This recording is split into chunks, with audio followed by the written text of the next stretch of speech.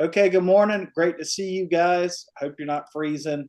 Let's get started. I want to share with you a new tool that BoldTrail just introduced yesterday. So I'm going to share my screen and basically play the video so you guys can watch, and then we'll talk about it a little bit after the fact, and then I'll show you kind of how I have it set up. So just bear with Doug, me. Christy's trying to get in, I think. She just sent a message in the group. Is it having difficulties? I mean, the link is the link. I'm not sure. It's just a link. It's the same link for every single meeting we ever have. Yeah. So just let her know for me, please. Yep, I got you. Thank you. Let's see. Here. Sorry. Okay, can you guys see my screen okay? Yes. Yeah. Okay. All right, I'm going to play this. It's only a minute, so just bear with me, and might be a little hard to see, so just listen as much as you can, because what you're going to see is not as important as what you hear, really, I don't think. Hey everyone, let me give you a quick overview of Learning Alerts, a feature that's going to change how you work with your dormant database. Learning Alerts is an AI-powered automation that identifies contacts who've gone silent, anyone inactive for 30 days or longer who isn't already getting search alerts. Every Monday, it automatically places these dormant contacts into smart property alert workflows tailored to their behavior. Here's what makes it special. The AI learns from each contact's engagement and adapts their search criteria weekly. So if someone starts clicking on condos instead of a single-family home, the alerts adjust automatically. You get a weekly summary every Monday showing which contacts are re-engaging and ready for follow-up. The bottom line, you can focus on responding to hot leads instead of manually figuring out who to contact and what to send them. Learning Alerts handles the database reactivation automatically. Ready to activate your dormant database? Just toggle it on in your settings and let the AI do the heavy lifting. So pretty short and sweet. This is what is happening for leads that don't have searcher alerts built. The system will recognize if they're active and create a search for them every Monday. And then it will send you a list of anyone that's done that applies to, so you can go in and reach out and say, hey, I saw you were back up. We got a search set up for you. Let's talk about it. Let's get together. Let's go see the house, whatever.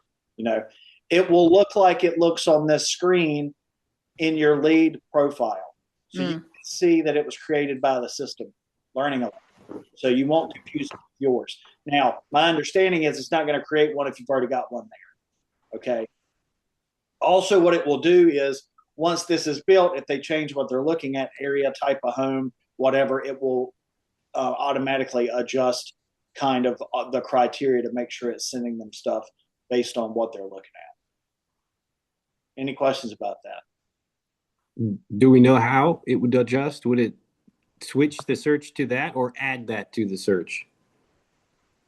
It will search based on their activity. So we'll find out. And it sounds so probably if they've been looking at single family, it'll add it condo if they click on condo is what I would assume. Yeah, and it sounds like it does it once a week. So it's like it's like a one-time scrub every week that it looks at the data and then updates it. That's cool. And we get notified, is what it said anyway. They just activated it yesterday, and I just turned it on in our system, so it applies to everybody yesterday. I'll show you the settings that I set up just so you know. So you can see it's applied to the Oceanair Realty. For lead types, I've just got buyer and seller. I mean, I can turn renter on, but that's not really what we're focused on. For lead status, I basically picked everyone because there's a chance that you might have one of these people who don't have an active search going on. And if they're actively searching, you need to know about that regardless of their lead type. I think it's probably going to apply mostly to new leads, people that we've never made contact with, to archive if people get back on the site.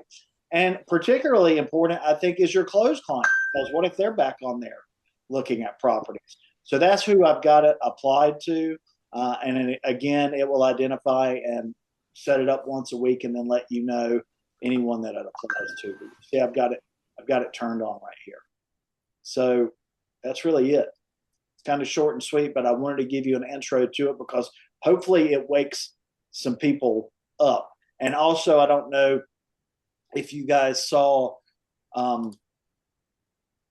the email that came out about a week or two ago that they're now requiring that you enter an email address and a phone number when you register. So those things that we're allowing to go through, particularly more of those social media, but also like Google registrations, where you just use your profile and then you get some funky username and no email or phone number. That's gone now. So hopefully, this is ramping up legitimate information for people who are registering on the site, and B, doing our best to actively engage with people who are on the site and letting all of us know so you can do some follow-up and get in front of them again. That's it. Didn't have to take long. I just want to make sure that you for that and that you knew it was going to be in place. So I would expect to see some stuff hopefully early next Monday, obviously depending on the size of your database and stuff like that. People on leads and with bigger databases will probably see more activity, but just so you know that it's there. And now the system is doing even more work for us to let us know what's happening. I would still say your best practice is, of course, to call every lead as soon as they register and follow up and make sure that they're on the drip campaign and that they've got a search alert set up. I've started changing both the name of the search alert and the subject line of the search alert to something along the lines of homes for lead name from my name, and then I put hyphen text my number to see any house. But the name of the search, which it'll default to like Sneed's Ferry 28460, shows in the body of the alert email. And that's just kind of janky in my opinion. So I'm just putting that extra info there to make sure that they see it as well.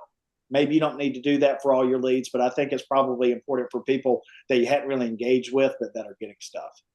So just kind of a best practice, I think. I would give that a shot. I've been doing that already, because if you don't realize that you have a custom search set up. It'll just say alert 1, like it would say, the standards. If you have it set up this way at a glance, I've got that search.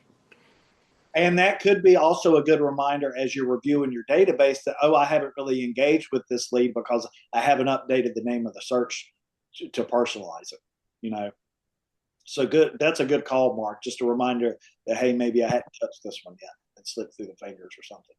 So hope that's helpful. Any questions?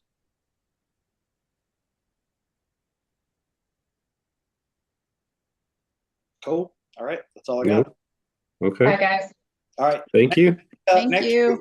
Going to be on just because we hadn't gotten an update from a lender in a while. So please plan accordingly for that. Okay. Ooh, I do have one question. You mentioned the concierge was going out. Do you know when?